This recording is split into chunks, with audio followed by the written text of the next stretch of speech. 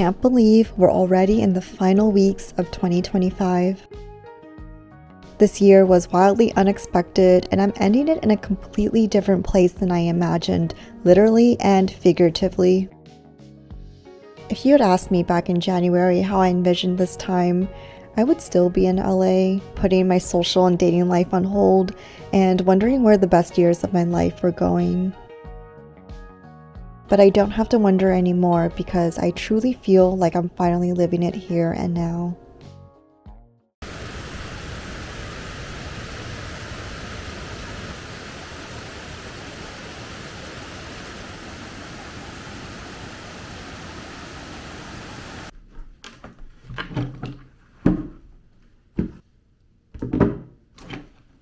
I'm about to head out to a shoot, but before I do, I gotta finish packing. And then as I'm packing, I thought I would share a little bit about what is on the agenda for today's Seattle adventures. So one thing I always like to do when I'm packing my camera gear for a shoot that's going to be like outside is I like to actually use my 35mm lens instead of this one.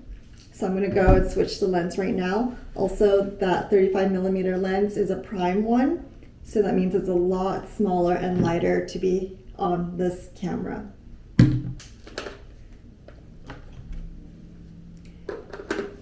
Today I kind of wanted it to be like a mix of a chill Sunday afternoon, and I also wanted to get a head start on some of the work and deadlines that I have coming up really soon, just because I don't want to be rushing until the very end, and the holidays are already stressful enough on their own, so I kind of wanted to be just like in a good mood, be chilled out, and to be able to fully enjoy them.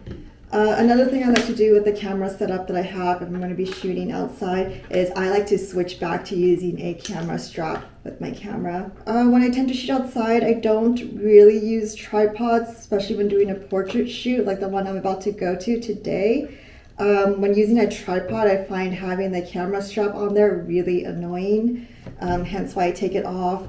But when I'm kind of just like walking around and about, it is nice to have the camera strap on because I can just have my camera on me at all times and not miss a moment. Yeah, so I thought after today's shoot, we can explore a little bit more of the city. So since it's a Sunday, I was thinking about checking out the Fremont Sunday market, which I believe at this time of year switches to being under the bridge. It's basically a big vintage market, kind of like a farmer's market, but instead of selling like produce and food, they sell vintage clothing and accessories. So I thought that'd be really fun to check out, and of course bring you along with me.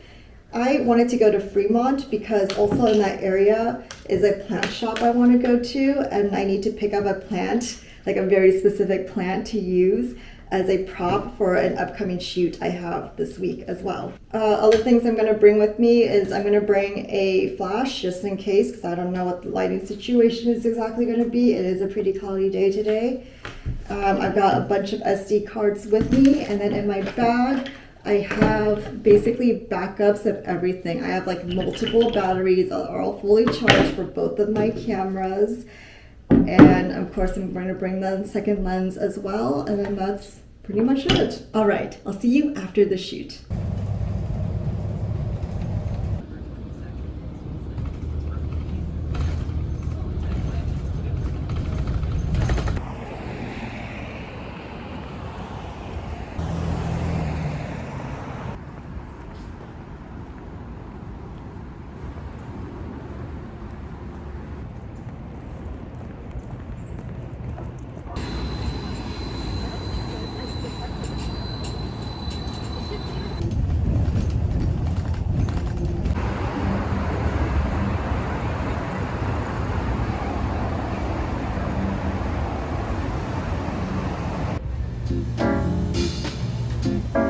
From November to March, the Fremont Sunday Market switches locations to be under the Fremont Bridge.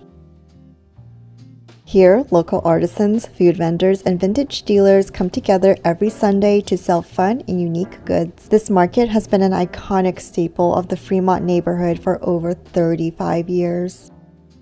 Plus, the winter location includes a bridge that shields you from the rain and plenty of heaters to keep you warm as you browse.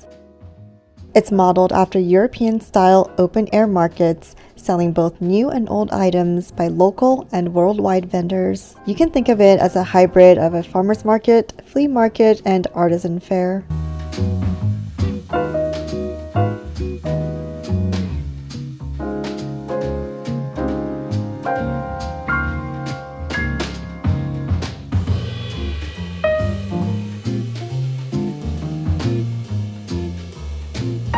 As usual, I'm on the lookout for last-minute holiday gifts, as well as checking out the secondhand clothing. There were some cool outerwear pieces at this particular seller.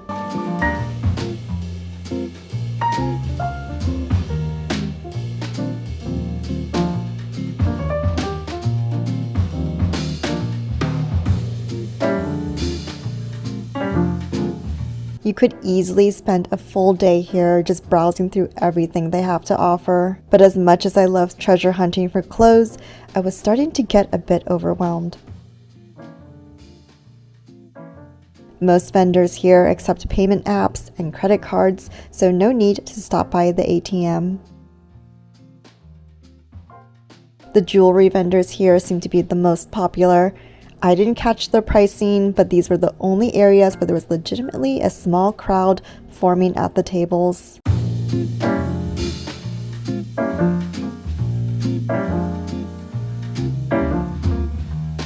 I love the proportion of these super chunky hoop earrings, and I'm kind of regretting not getting them.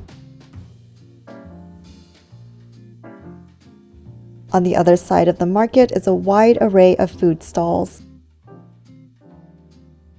I noticed everything from Argentinian empanadas to donuts and even Sri Lankan food.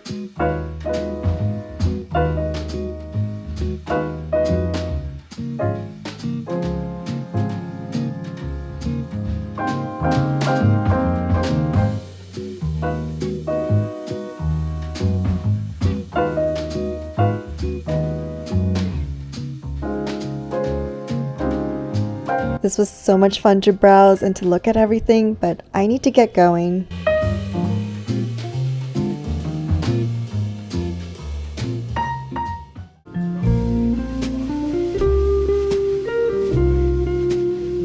I'm back at Indoor Plant Shop with a very specific mission.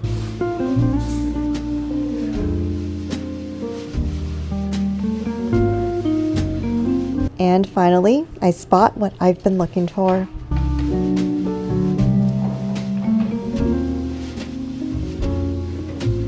This little aloe plant is coming back to the studio with me. I actually don't think aloes are survivable in my apartment lighting, but what I really need it for is as a prop for a shoot.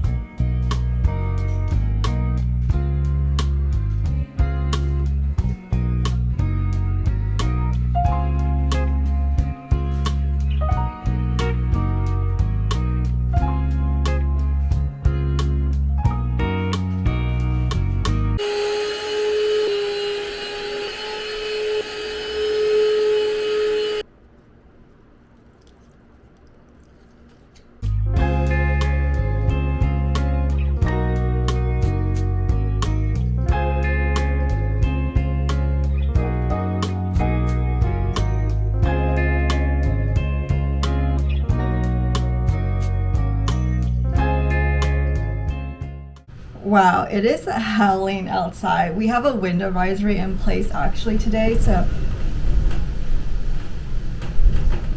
hopefully you can still hear me. So things have been really busy the last few days with work. I feel like I've been working nonstop trying to get these last few deadlines done before the holiday rush. But one thing that I will never neglect in terms of self-care is nourishing meals. So right now I'm going to take a little bit of a break from work and I'm going to cook myself some yakisoba, which is basically kind of like Japanese stir-fried noodles. I'm putting a lot of different vegetables in it, so hopefully it's super nutritious and delicious at the same time.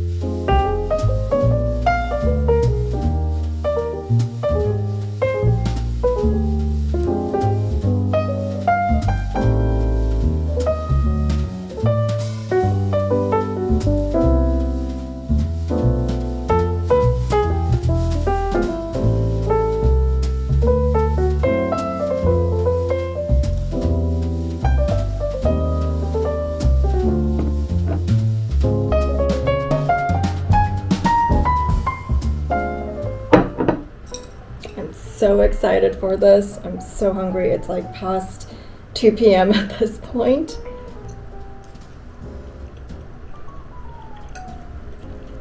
Oh yeah, that's really good.